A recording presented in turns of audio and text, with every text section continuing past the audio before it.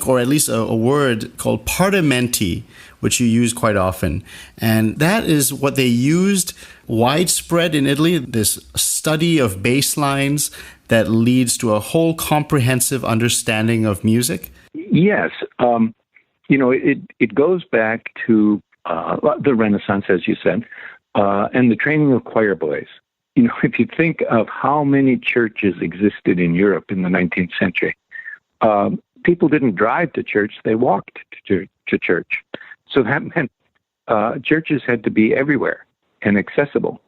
So there were hundreds of thousands of them, and everyone needed a choir.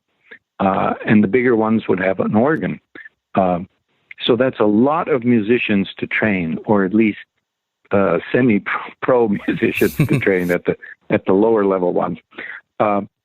In the Renaissance, a typical way to train was to have a given melody, like something from a chant, and then you would learn to improvise a counterpoint above it or below it.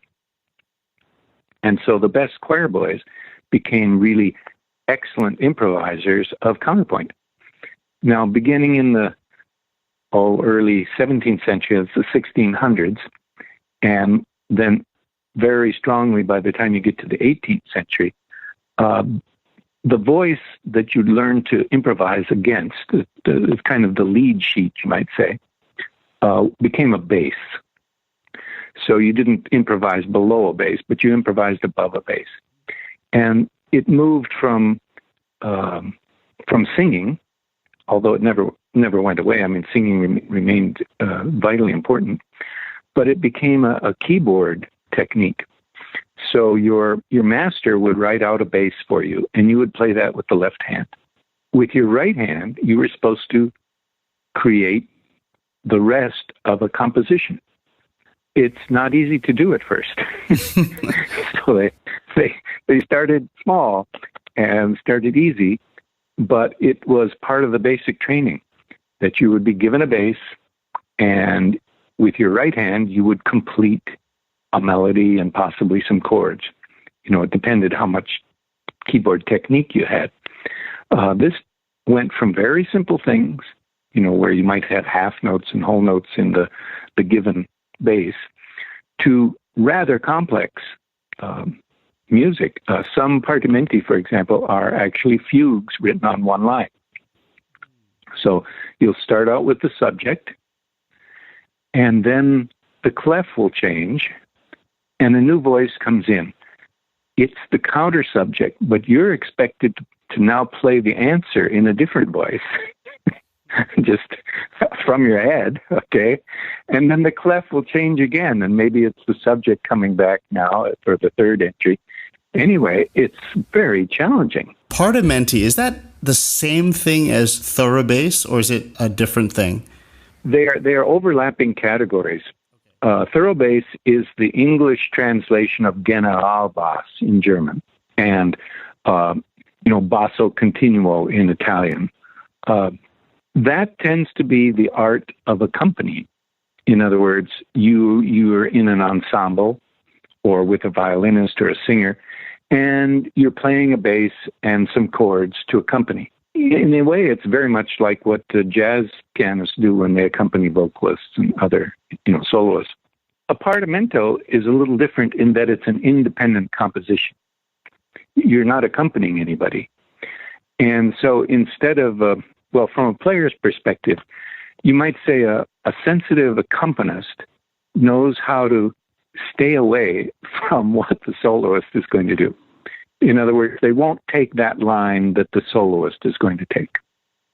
They're kind of hiding in the background and putting in little fills when the soloist is breathing or taking a break. With a partimento, by contrast, you want to take that best line. You're the soloist.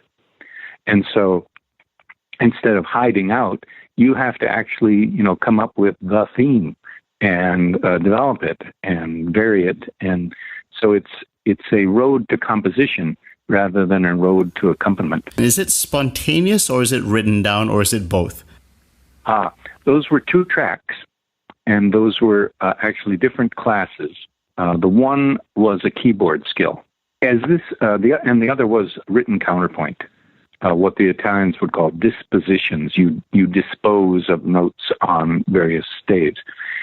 In France, at the Paris Conservatory, many of the great musicians who established the Paris Conservatory were Italian trained or Italian themselves. Napoleon's chapel master, the Maestro di Cappella, the Kapellmeister, was Paisiello, who was Naples trained.